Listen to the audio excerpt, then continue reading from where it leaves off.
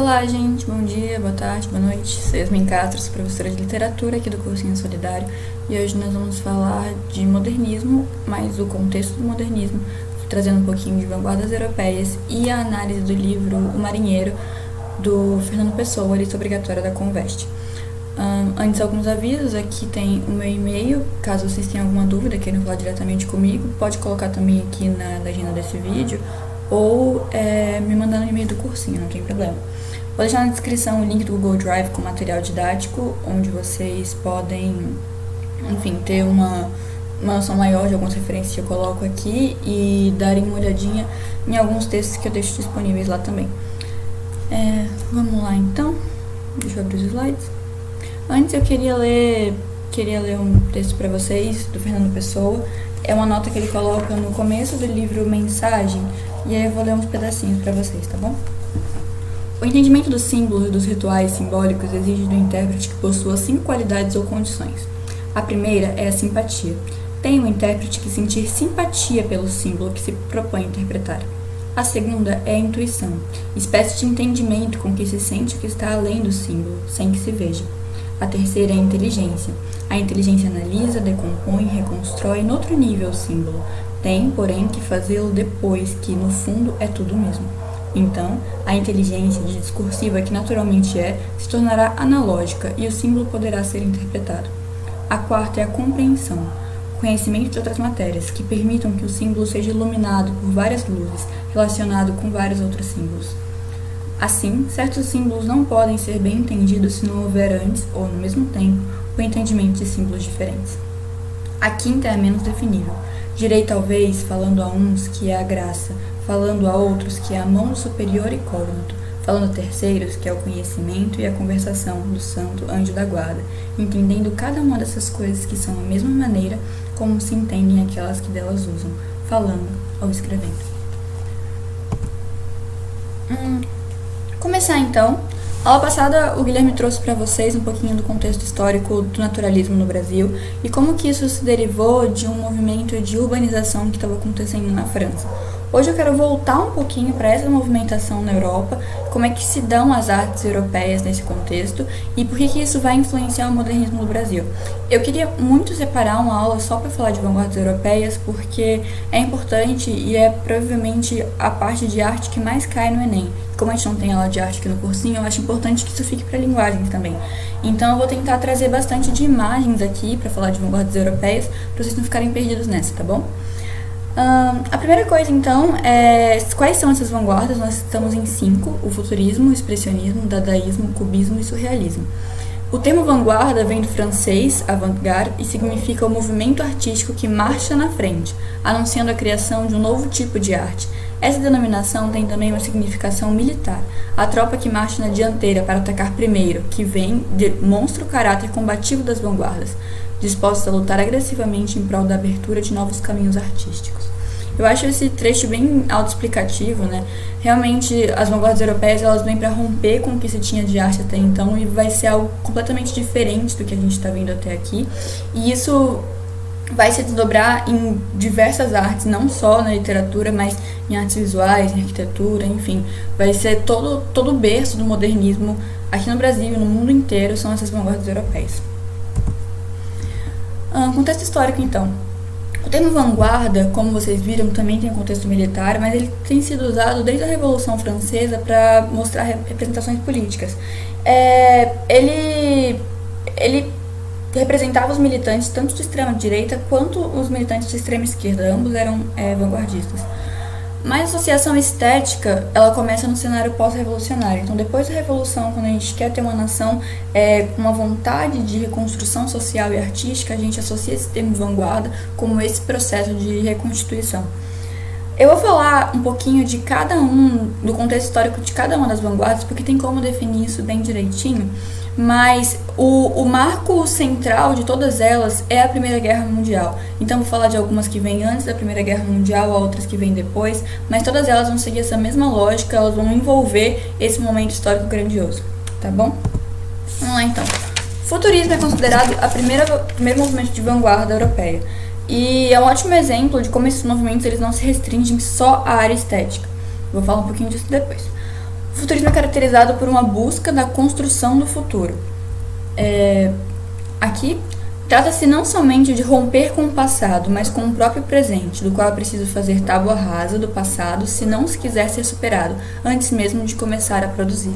Ou seja, eles não buscam apenas esquecer o que foi, não buscam, eles buscam também buscar o novo. Eles estão em busca do novo, rompendo até com o que há de presente. Então é algo completamente utópico, maravilhoso e progressista. É claramente Primeira Guerra Mundial, então antes de se ter esse sentimento de derrota, é extremamente importante, porque as outras vanguardas elas vão esvaziar esse espírito de construção. O futurismo tem esse espírito construtivista, então eles querem ver coisas grandes sendo desenvolvidas. As outras vanguardas são o extremo oposto disso, vocês vão perceber a diferença. É idealizado por Marinetti, quem vai publicar o primeiro manifesto vanguardista. É uma arte tida como arte de choque, então você vai ver movimentos agressivos, rápidos, cinéticos, iluminados. É realmente uma arte que valoriza essa máquina. E realmente esse é o ideal de beleza. O ideal de beleza do futurismo é a máquina, o automóvel, são as coisas novas produzidas pelo homem. Tem uma busca pelo progresso, e eu coloco progresso entre aspas, por quê? Porque é um ideal de progresso extremamente capitalista, como vocês podem notar, é uma busca pela máquina, não sei o quê. E depois de 1919, ele vai ser aglutinado, convencionalmente aglutinado, pelo nazifascismo. E aqui eu aproveito para abrir um parênteses para indicar para vocês um documentário chamado Arquitetura da Destruição. Eu vou colocar o link nas descrições, está disponível no YouTube, que fala exatamente sobre esse embate das artes de vanguarda com o nazifascismo, com o nazismo principalmente, com o nazismo hitlerista, e qual era o ideal de Hitler nesse sentido e o combate dele com as artes que a gente vai ver a seguir. Na literatura a gente tem a negação da sintaxe, e aí tem um manifesto técnico da literatura futurista que diz: é preciso destruir a sintaxe, dispondo substantivos ao acaso, como nascem, justamente por essa vontade de se fazer coisas rápidas e sem enrolação, sem construções que desenhem ou que remetam a uma beleza que seja além da beleza da velocidade. Aqui tem um trecho do manifesto do Marinetti. Nós cantaremos as grandes multidões agitadas pelo trabalho, pelo prazer ou pela subversão. Cantaremos as marés multicores e polifônicas das revoluções das capitais modernas. Cantaremos o vibrante fervor noturno dos arsenais e dos estaleiros incendiados por violentas luas elétricas. As estações estagnadas, devoradas de serpentes que fumam, as oficinas penduradas das nuvens pelos fios contorcidos de suas fumaças, as pontes, semelhantes a ginastas gigantes que cavalgam os rios, faiscantes ao sol com o luzir de facas, os piróscavos aventurosos que farejam o horizonte, as locomotivas de largo peito que panteiam sobre os trilhos como enormes cavalos de aço, enleados de carros e o voo rasante dos aviões, cuja hélice freme ao vento como uma bandeira e parece aplaudir como uma multidão entusiasta. Vocês verem o quanto que essas imagens são exaltadas e o quanto que as imagens humanas, ou propriamente de comunhão, são ignoradas e dando espaço a essas grandes capitais iluminadas, tá bom? Modernas. Aqui tem algumas pinturas do futurismo de alguns autores. A gente tem o Giacomo Balla, o Gerardo Dottori e aqui o Joseph Stella.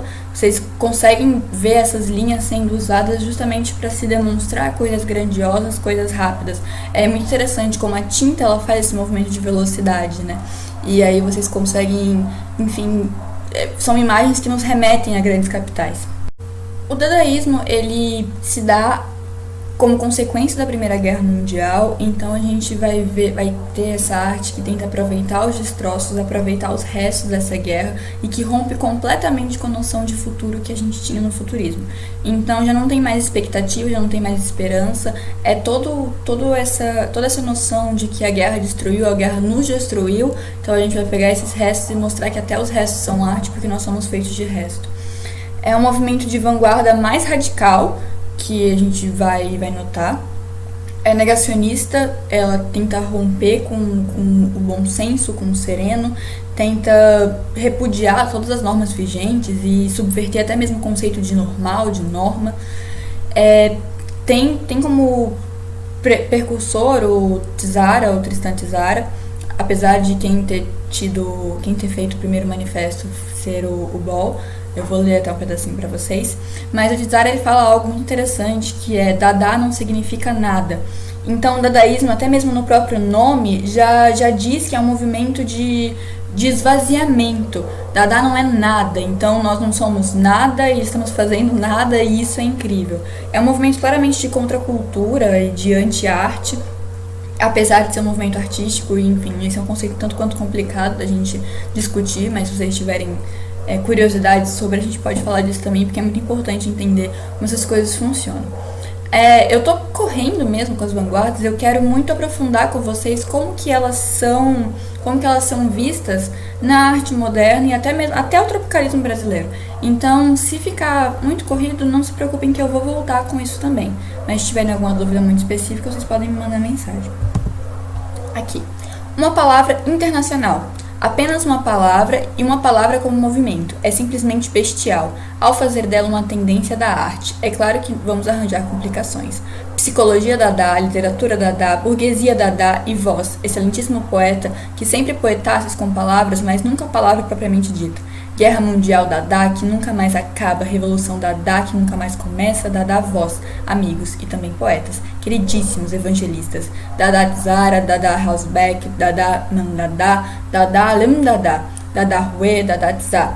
Como conquistar a eterna bem-aventurança? Dizendo Dada, como ser célebre, dizendo Dada, como nobre gesto de maneiras finas, até a loucura, até perder a consciência. Hugo Ball, no primeiro manifesto Dada.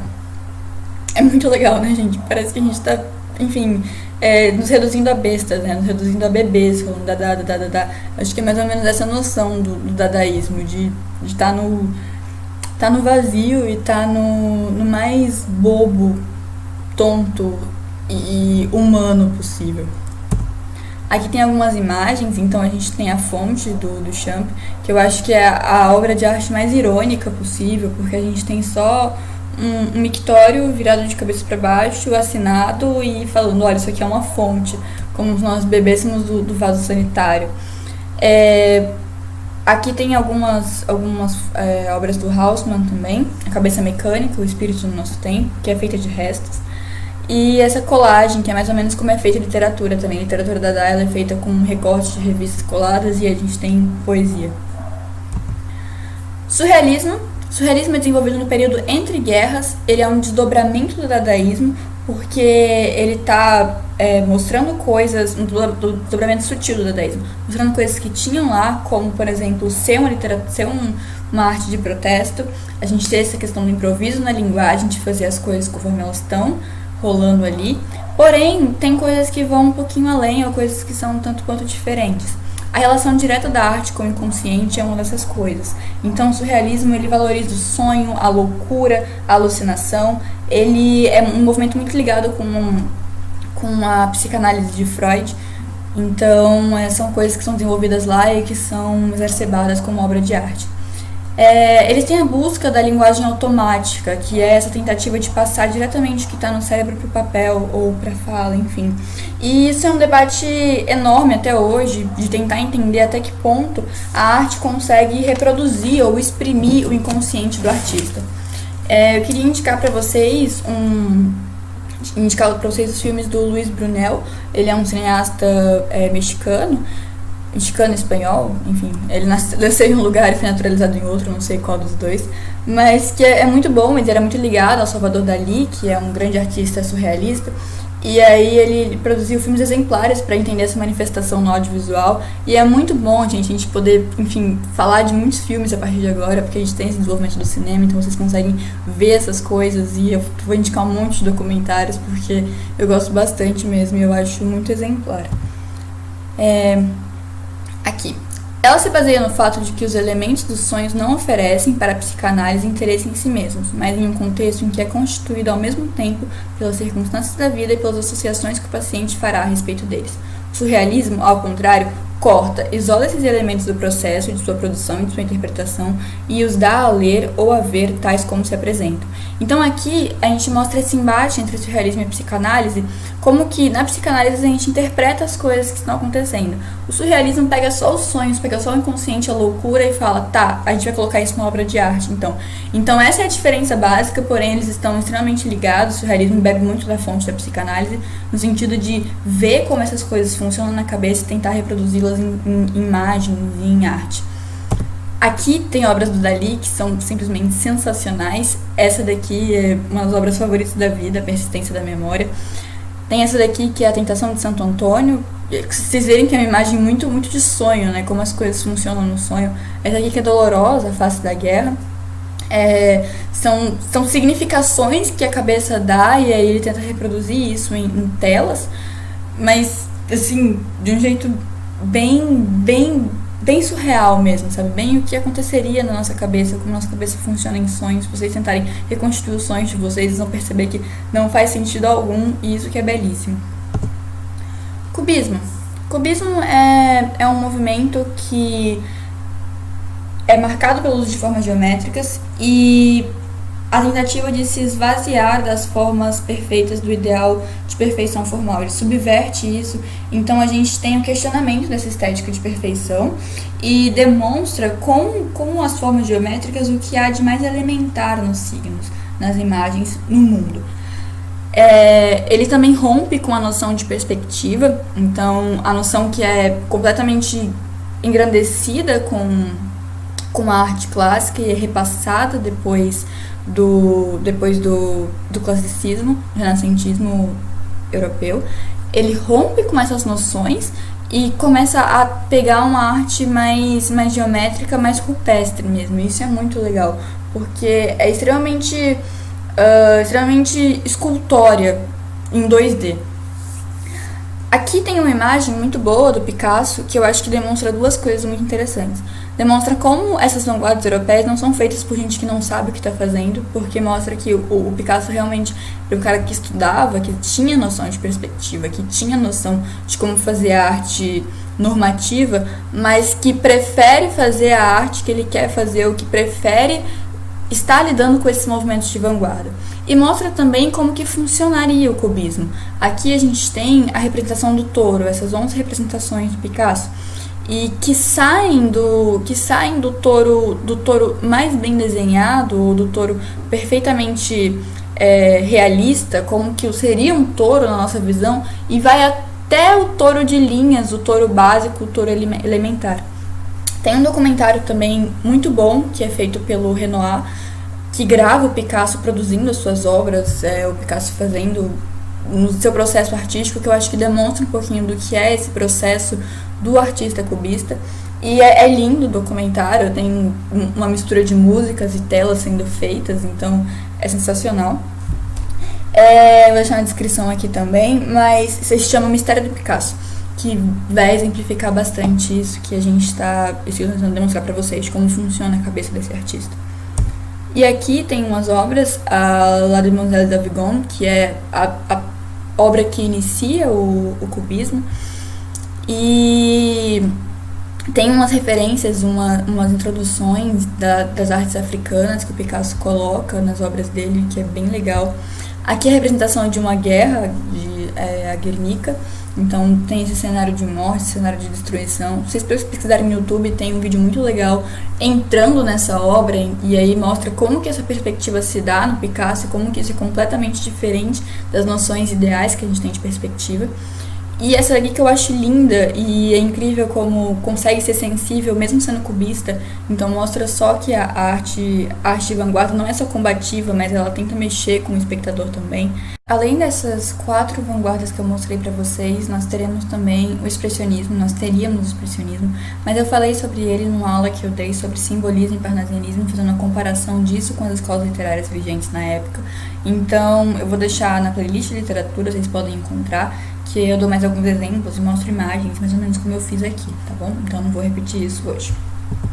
Agora eu quero falar com vocês de Fernando Pessoa, para a gente começar a falar de modernismo. Vou falar de modernismo português, e eu queria falar dessa figura que é um dos maiores poetas da língua portuguesa, maiores poetas de Portugal, e que que está presente no nosso senso comum, no senso comum brasileiro, e que, claro, é obra obrigatória da Unicamp, então é importante a gente voltar e falar sobre ele. Ele é um poeta português que fez a sua obra ser grandemente personificada, então a sua criação ela é feita com base em diversos heterônimos. O que é isso? Isso significa que ele assinava as obras dele, ele fazia os poemas dele com base em pessoas que ele criava. Ele se chamava de drama em pessoa, porque ele criava homens e figuras que tinham uma personalidade, uma história, um jeito de escrever que era completamente diferente um do outro. Eu não vou ficar muito nisso agora, mas é impressionante, e se vocês quiserem conversar mais sobre isso, podem me chamar também. Mas um dos mais famosos, para vocês terem esses nomes na cabeça, o Alberto Caeiro, o Álvares de Campos, Ricardo Reis e Bernardo Soares. Mas tem vários outros heteronômios, ele assinava de várias outras maneiras. A maior contribuição do Pessoa para a arte moderna na Europa, em Portugal, é a revista Orfeu, em que eles compartilhavam novas ideias e novas estéticas com os literatos portugueses. Então vai ser muito importante para esse momento. A obra dele que é obrigatória da Conveste é essa peça, O Marinheiro. Ele é a única peça teatral que o Pessoa escreveu em vida. Aqui eu deixei disponível para vocês um vídeo no YouTube, se vocês quiserem vocês podem acessar pelo slide depois, mas eu deixo também na descrição, que mostra como que funcionava essa peça. Como que funciona essa peça? Muitos críticos falam que o Pessoa ele sequer pensou em uma peça que pudesse ser representada em palco, que é uma peça que ela é feita para ser lida, uma peça extremamente lírica, todo o contexto e a narração ela é muito poética. E aí eu fiquei muito curiosa em como isso se daria em palco, porque realmente é muito difícil de se pensar isso com atores. E aí eu achei essas cenas que, enfim, são impactantes demais e incômodas demais. E se vocês quiserem assistir, vocês entendem por quê. Assim, tem aspectos na obra que são simbolistas e aspectos que são modernistas. Eu não sei se vocês lembram quando eu falei de simbolismo, mas eu comentei sobre o Baudelaire, como que o Baudelaire ele é o pai do modernismo e ao mesmo tempo ele é um grande poeta simbolista, porque esses dois movimentos eles estão em transição. Mas são muito diferentes, mas estão nessa mesma transição. Então eu vou falar para vocês dos aspectos simbolistas e depois a gente vai para o modernismo em si. O Marinheiro é uma peça estática, então ele tem um subtítulo já de drama estático em um quadro. Isso é tipicamente simbolista, então todo o cenário, esse quadro, ele é um recinto fechado que contém apenas uma janela, e aí ele mostra um pedacinho de mar nessa janela. Aí tem uma mesa que tem um caixão em cima com o corpo de uma mulher, e essas três irmãs, que são caracterizadas como veladoras, estão lá velando esse corpo, essa mulher. E aí o único movimento, e detalhe, elas não se movem a peça inteira, elas ficam paradas a peça inteira falando. Então o único movimento, a única ação do drama do Pessoa é quando uma das irmãs reconstitui a história da vida de um marinheiro. Então elas estão lá velando e elas falam que elas precisam falar por algum motivo, para elas não parecerem estar mortas junto com a morta. E elas começam a contar essa história do marinheiro, um marinheiro remoto, tendo em vista esse pedacinho de mar que elas observam. E essas figuras, essas três mulheres, me remetem muito à figura das três parcas, que são essas figuras da mitologia grega que tecem o fio da vida. E são três irmãs também, têm essas mesmas características. Então elas ficam lá velando, então parece que elas estão tecendo o fim da vida, ou cortando o fim da vida dessa mulher que está morrendo. Mas isso não é citado, mas esse é um aspecto extremamente simbolista, que a gente consegue depreender de uma noção simbolista de teatro. O que nos eleva, o que nos transcende, o que nos faz sentir ou o que nos faz mover-nos com a peça é a linguagem. Então é uma linguagem cheia de respirações, de reticências, e parece que ela está, nadando e se movendo devagar. Isso é extremamente simbolista, essa onda, né, da linguagem. A gente conversou sobre as reticências, sobre essas figuras de linguagem, sobre essas pausas dentro do simbolismo. E tem mais uma questão, que é quem é o marinheiro. O marinheiro dessa história, ele é um náufrago que, quando se vê ancorado em um mundo novo, precisa se livrar do passado e se reconstituir. E o mar é o grande símbolo dessa renovação, dessa saída do mar e, enfim, tornar-se outra pessoa. E é também o gatilho para a construção desse mundo imaginário das irmãs. Então elas veem o mar e começam a reconstituir a vida do marinheiro. E isso é muito simbólico, né? Muito simbolista. Essa vontade de se desprender do mundo daqui, de se transcender para outro mundo, é algo completamente simbolista, como a gente já conversou sobre. Quanto à estética modernista, Fernando Pessoa, como eu falei para vocês, ele cria para si diversas pessoas e ele se chama, ou ele gosta de ser percebido como uma espécie de drama ingente.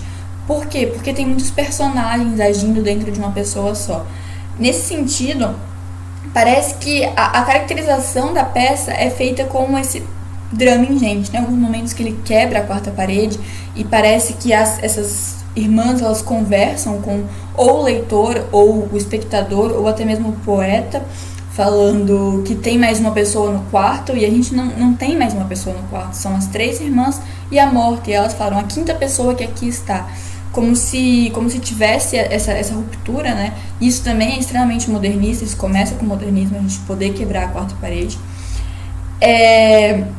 Então esse caráter de personagens fragmentados, como se todas essas irmãs fossem uma só, fossem um coro, e há também na peça uma tentativa do coro, é algo que vem com o modernismo, que vem com essas rupturas das vanguardas na arte. Tem uma noção também de metateatro, quando o teatro ele fala sobre si mesmo, essas metáforas que fazem essa metalinguagem, que faz parte também de um aspecto mais modernista da arte. Semana que vem, então, eu vou tratar melhor disso para vocês, vou tratar melhor do que é o modernismo, de como ele se caracteriza. Aqui eu deixo... o vídeo pode passar. E é sempre falso. Muito bom.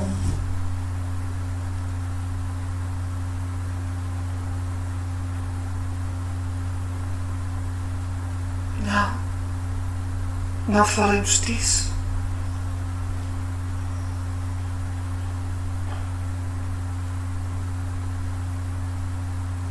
De resto, fomos nós alguma coisa? Talvez.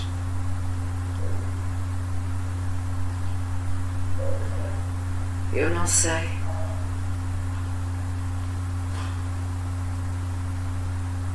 Mas ainda assim, sempre é belo falar do passado.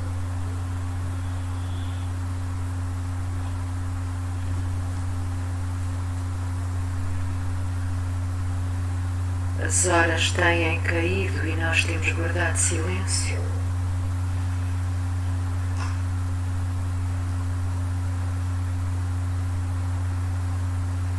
Por mim, tenho estado a olhar para a chama daquela vela. Às vezes treme, outras torna-se mais amarela, outras vezes empalidece.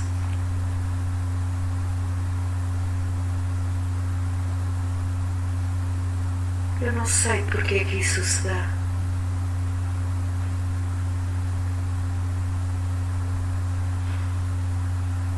Mas sabemos nós, minhas irmãs, porque se dá qualquer coisa.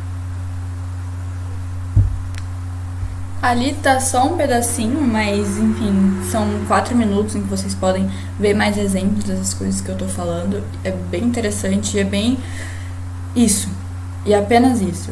E então eu recomendo que vocês leiam, é um texto curto, e se vocês forem procurar a peça para assistir, vai ser isso, e vai demorar muito mais que a leitura, é uma leitura muito rápida, mas é uma leitura que, se você for fazer como uma interpretação, torna-se lento, torna-se repetitivo e em algum sentido tedioso, esse sentimento de morte mesmo. Aqui deixo as referências, então, para vocês que estão no Google Drive, de coisas que vocês queiram ler, e lembrando que o Marinheiro também está disponível no Google Drive, que é lista obrigatória, como eu deixei para vocês tem umas semanas lá. Belezinha? Me despeço aqui, então, até mais.